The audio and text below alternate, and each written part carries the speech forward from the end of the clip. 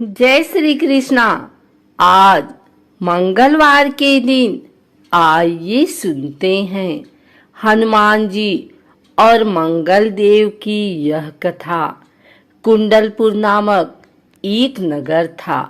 उसमें नंदा नामक एक ब्राह्मण रहता था। भगवान की कृपा से उसके पास सब कुछ था, फिर भी वह दुखी था। इसका कारण यह था कि ब्राह्मण की स्त्री सुनंदा की कोई संतान न थी। सुनंदा पतिव्रता थी, भक्ति पूर्वक श्री हनुमान जी की आराधना करती थी।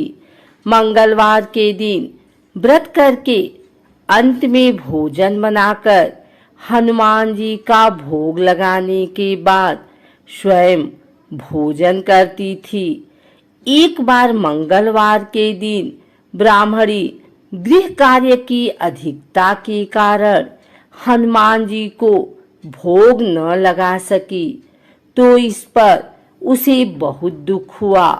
उसने कुछ भी नहीं खाया और अपने मन में प्रण किया कि अब तो अगले मंगलवार को ही हनुमान जी को भोग लगाकर अंजल ग्रहण करूंगी।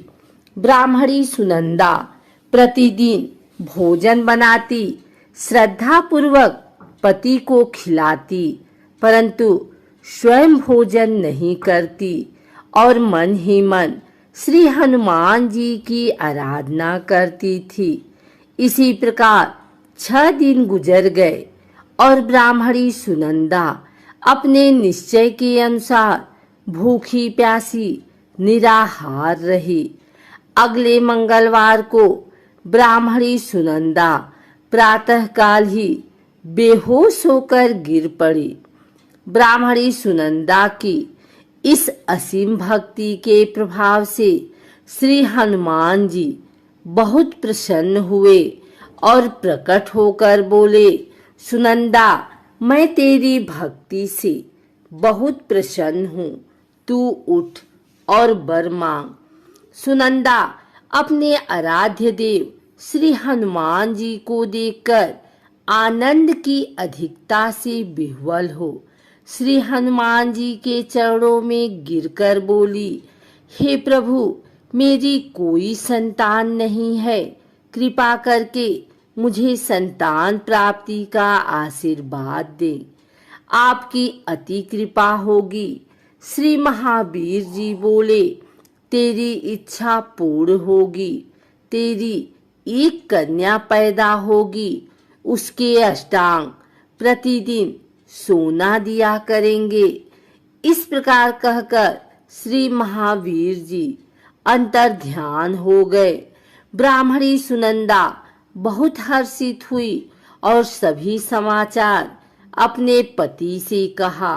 ब्राह्मण देव कन्या का वरदान सुनकर कुछ दुखी हुए, परंतु सोना मिलने की बात सुनी तो बहुत प्रसन्न हुए। विचार किया कि ऐसी कन्या के साथ मेरी निर्धनता भी समाप्त हो जाएगी। श्री हनुमान जी की कृपा से वह ब्राह्मणी गर्भवती हुई और 10वें महीने में उसे बहुत ही सुंदर पुत्री प्राप्त हुई। यह बच्ची अपने पिता के घर में ठीक उसी तरह से बढ़ने लगी जिस प्रकार शुक्ल पक्ष का चंद्रमा बढ़ता है।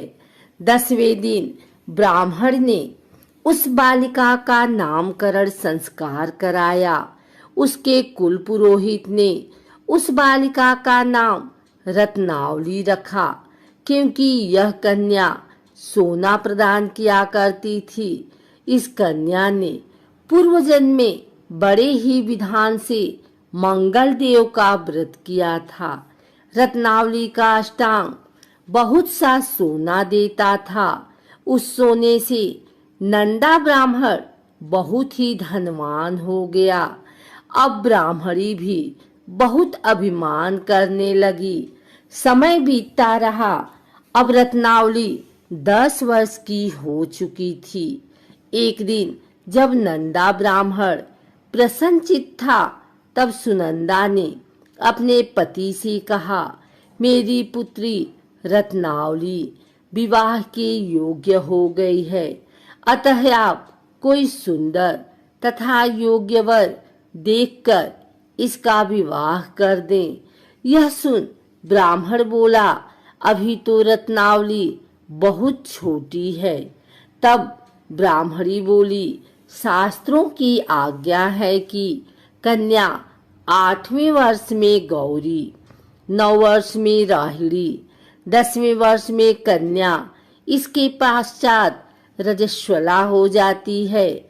गौरी के दान से पाताल लोक की प्राप्ति होती है, राहिणी के दान से बैकुंठ लोक की प्राप्ति होती है, कन्या के दान से इंद्रलोक के सुखों की प्राप्ति होती है।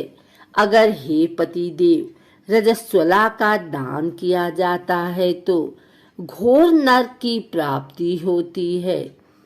इस पर ब्राह्मण बोला, अभी तो रत्नावली मात्र 10 ही वर्ष की है और मैंने तो 16-16 साल की कन्याओं के विवाह कराए हैं, अभी जल्दी क्या है।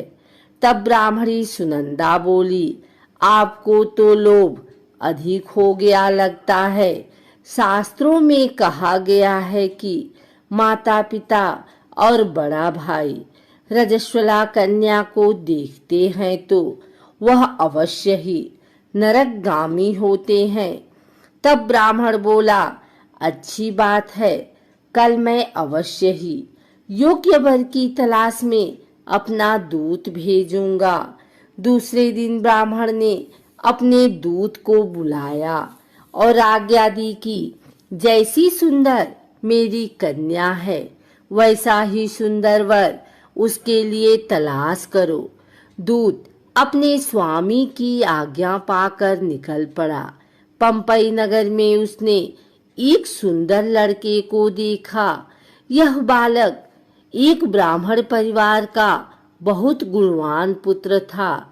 इसका नाम सोमेश्वर था। दूत ने इस सुंदर व गुणवान ब्राह्मण पुत्र के बारे में अपने स्वामी को पूर्ण विवरण दिया। ब्राह्मण नंदा को भी सोमेश्वर अच्छा लगा और फिर शुभ मुहूर्त में विधि पूर्वक कन्या दान करके ब्राह्मण ब्राह्मणी संतुष्ट हुए।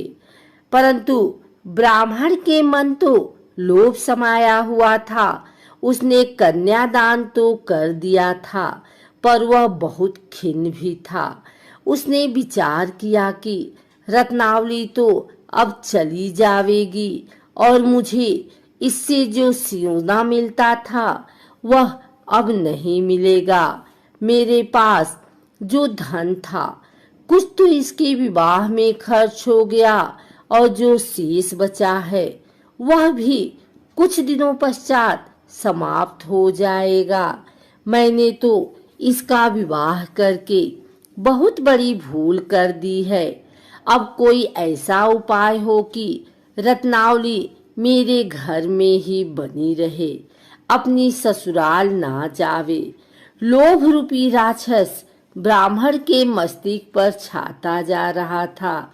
रात भर अपनी सैया पर बेचैनी से करवटें बदलते बदलते उसने एक बहुत ही क्रूर निर्णय लिया। उसने विचार किया कि अब रत्नावली को लेकर उसका पति सोमेश्वर अपने घर के लिए जाएगा तो वह मार्ग में छिपकर सोमेश्वर का वध कर देगा और अपनी लड़की को अपने घर ले आवेगा, जिससे नियमित रूप से उसे सोना भी मिलता रहेगा और समाज का कोई मनुष्य उसे दोष भी नहीं देगा। प्रातः काल हुआ तो नंदा और सुनंदा ने अपने जमाई तथा लड़की को बहुत सारा धन देकर विदा किया। सोमेश्वर अपनी पत्नी रत्नावली को लेकर ससुराल से अपने घर की तरफ चल दिया। ब्राह्मण सुनंदा महालोभ के वशीभूत हो अपनी मति खो चुका था। पाप पुण्य को उसे विचार न रहा। अपने भयानक व क्रूर निर्णय को कार्य रूप देने के लिए उसने अपने दूत को मार्ग में अपने जमाई का वध करने के लिए भेज दिया था, ताकि रत्नावली से प्राप्त होने वाला सोना उसे हमेशा मिलता रहे और वो कभी निर्धन न हो। ब्राह्मण के दूत ने अपने स्वामी की आज्ञा का पालन करते हुए उसके जमाई सोमेश्वर का मार्ग में ही वध कर दिया। समाचार प्राप्त कर ब्राह्मण नंदा मार्ग में पहुंचा और रुदन करती अपनी पुत्री रत्नावली से बोला, हे पुत्री, मार्ग में लुटेरों ने तेरे पति का वध कर दिया है। भगवान की इच्छा के आगे किसी का कोई वश नहीं चलता है। अब तू घर चल, वहां पर ही रहकर शेष जीवन व्यतीत करना। जो भाग्य में लिखा है वही होगा। अपने पति की अकाल मृत्यु से रत्नावली बहुत दुखी हुई। करुण क्रंदन व रुदन करते हुए अपने पिता से बोली, हे पिताजी, इस संसार में जिस स्त्री का पति नहीं है उसका जीना व्यर्थ है। मैं अपने पति के साथ ही अपने शरीर को जला दूंगी और सती होकर अपने इस जन्म को, माता पिता के नाम को तथा सास ससुर के यश को सार्थक करूंगी। ब्राह्मण नंदा अपनी पुत्री रत्नावली के वचनों को सुनकर बहुत दुखी हुआ। विचार करने लगा, मैंने व्यर्थ ही जमाई वध का पाप अपने सिर लिया। रत्नावली तो उसके पीछे अपने प्राण तक देने को तैयार है। मेरा तो दोनों तरफ से मरण हो गया। धन तो अब मिलेगा नहीं। जमाई वध के पाप के फलस्वरूप यम यातना भी भुगतनी पड़ेगी। यह सोचकर वह बहुत खिन्न हुआ। सोमेश्वर की चिता बनाई गई। रत्नावली सती होने की इच्छा से अपने पति का सिर अपनी गोदी में रखकर चिता में बैठ गई।